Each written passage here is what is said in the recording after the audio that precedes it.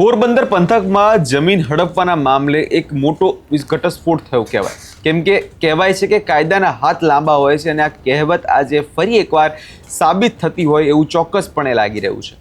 શું ને સમગ્ર મામલો અને મેં આવું કેમ કહી રહ્યા છે તેની વાત કરશું આ વિડીયોમાં. નમસ્કાર, આપ જોઈ રહ્યા છો નિર્ભય ન્યૂઝ. હું છું આપની સાથે પ્રથમ મોદી. પોરબંદરમાં છેલ્લા 13 મહિનાથી જૂનાગઢ જેલમાં બંધ હિરલબા જાડેજાની મુશ્કેલીઓમાં કાયદાકીય રીતે મોટો વધારો થતો હોય એવું ચોક્કસપણે લાગે છે. પોરબંદરની લેન્ડ ગ્રેબિંગ કમિટીએ કડક વલણ અપનાવતા હિરલબા જાડેજા વિરુદ્ધ જમીન હડપવા બદલ ફરિયાદ નોંધવાનો આદેશ આપવામાં આવ્યો છે.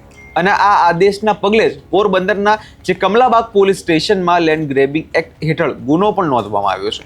આજે આ સમગ્ર મામલાની ઊંડાણપૂર્વક ચર્ચા કરવી છે કે આ હાઈ પ્રોફાઇલ કેસની વિગતો જોવા જઈએ તો ખૂબ જ ચોંકાવનારી છે.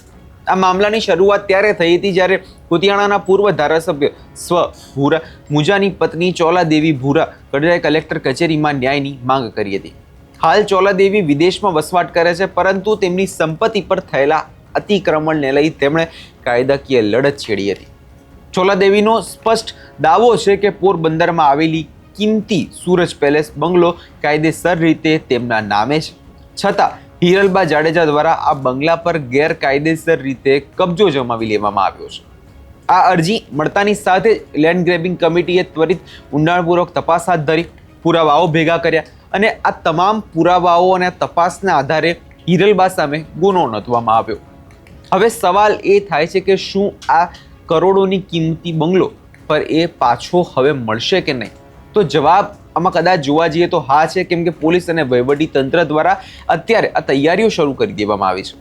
સૂરજ પેલેસનો કાયદેસરનો કબજો મૂળ માલિક એટલે કે ચોલાદેવીને પરત આપવા માટે કાનૂની પ્રક્રિયા હવે વેગ પકડવાની છે. લેન્ડ ગ્રેબિંગ એક્ટ હેઠળ નોંધાયેલી આ ફરિયાદ બાદ હવે સ્થાનિક તંત્રમાં કડક કાર્યવાહીના મૂડમાં જણાઈ રહી છે. આ માત્ર એક બંગલાનો જ મામલો નથી, પરંતુ કાયદાના શાસનનો કદાચ આમાં જીત કહેવાય. બીજી તરફ હિરલબા જાડેજાના કિસ્સામાં જોઈએ તો તેઓ પહેલેથી જ છેલ્લા 13 મહિનાથી વધુ સમયથી જૂનાગઢ જેલમાં અલગ અલગ ગંભીર ગુનાઓમાં સજા કાપી રહ્યા છે અને હવે આ કદાચ એક વધુ ગુનો તેમના પર નોંધવામાં આવ્યો છે.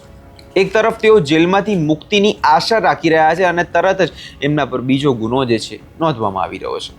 આ નવી લેન્ડ ગ્રેબિંગની ફરિયાદ તેમની મુશ્કેલીઓમાં અનેક ગણો વધારો કરી શકે છે.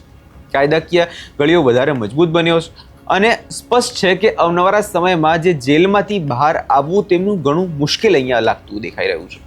આ કેસ જોવા જઈએ તો એક સંદેશ આપે છે કે તમે ગમે તેટલા શક્તિશાળી છો, ગમે તેટલા પાવરફુલ છો, પણ જો તમે કાયદાનો ભંગ કરશો તો તમને સજા તો ભોગવવી પડશે.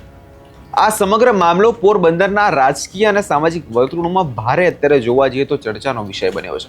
પોલીસ હવે આ કેસમાં વધુ પુરાવાઓ એકત્રિત કરી રહી છે અને આ જે કાનૂની કાર્યવાહી છે તેને તાર્કિક અંજામ સુધી પહોંચાડવા માટે અત્યારે પોલીસ કટિબદ્ધ છે. આગામી દિવસોમાં જે રીતે બંગલાનો કબજો સોંપવાની પ્રક્રિયાને હિરલબા જાડેજાને સામે તપાસ આમાં પોલીસ આગળ વધારશે તેના પર સૌ કોઈની નજર ટકેલી છે અને પોરબંદરમાં આ ન્યાયની લડાઈ હવે નિર્ણાયક મોડ પર આવી પહોંચી હોય એવું અત્યારે ચોક્કસપણે લાગી રહ્યું છે. હવે આ સમગ્ર વિવાદ અને સમગ્ર આ કેસને લઈને તમારો શું અભિપ્રાય છે? કમેન્ટ કરી ચોક્કસથી જણાવજો અને મારી ચેનલ નિર્ભય ન્યૂઝને લાઇક, શેર અને સબસ્ક્રાઇબ કરવાનું ભૂલશો નહીં.